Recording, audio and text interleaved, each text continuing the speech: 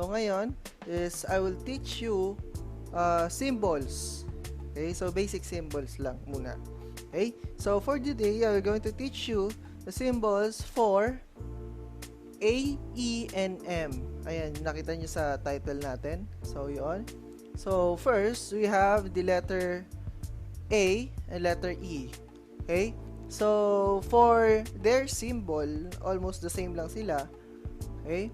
So, the letter A and E have the same, almost the same symbol. Ang symbol nila na ginagamit is, for letter A, we have a big circle. For letter E, we have a smaller circle.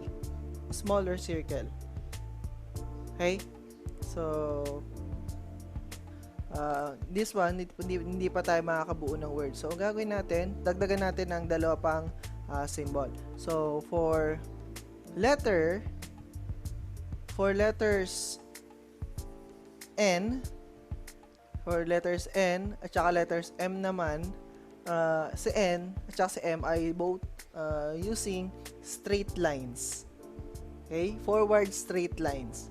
So, si letter M, ang pinakaiba naman nitong dalawa na to, si letter N, gamit niya is short straight line. While si letter M, ang gamit niya is long straight line. For each symbol na ginagamit natin or pinagdudugtong natin to compose a word, okay, tawag natin doon sa mga pinagsama-sama nating lines is outline.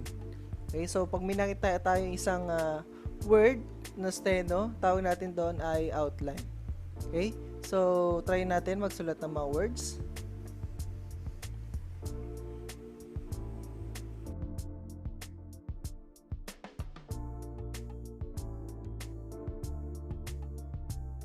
A, E, N, M words. Following words contain the sounds of A, E, N, and M.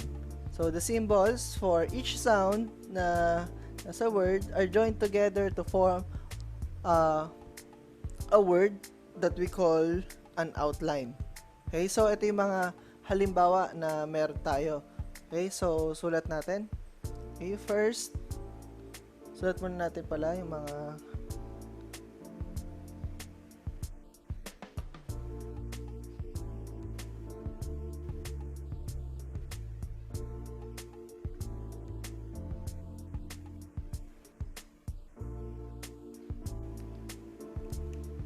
So, ayan. So, ito yung mga words na gagawa natin ng shorthand for today.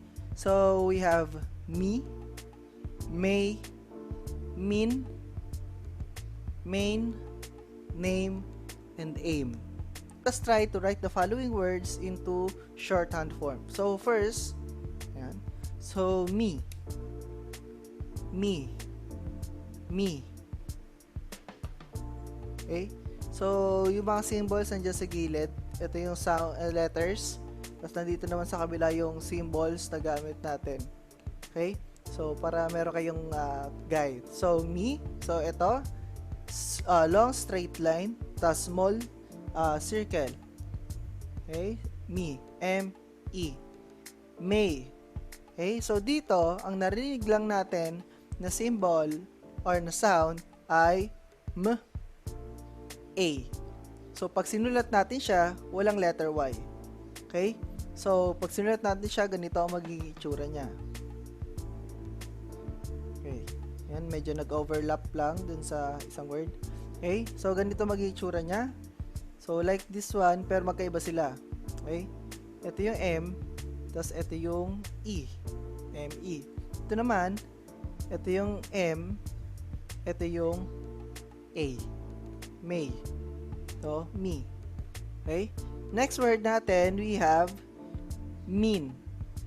Mean. So, ano yung narinig natin na sounds? M-E-N. M-E-N. So, ito si M. Ito si E. And si E sa baba. And then, ito si N. Okay? Next natin is main. So, M-A-N. Wala tong si letter I. Silent siya. So, pag sinulat natin siya, ganito ang magiging symbol niya. Okay? As long as mas maiksi itong si N kaysa kay M, okay lang yon. Eto si M, eto si A, eto si N. Okay? Next natin, we have name. So, ito yung example natin kanina. So, hindi na tayo mahirapan. So, N, A, M, yun lang yung gagawa natin ng symbol. So, si N, A, M. Okay? So, we have the letter A, N, we have the letter N, we have A, then we have M. Next natin, we have aim. Aim, pag sinulat natin siya, ito lang siya. A, M. So, A, saka M. Okay? So, I hope meron kayong natutunan sa mga examples na binigay natin. Okay?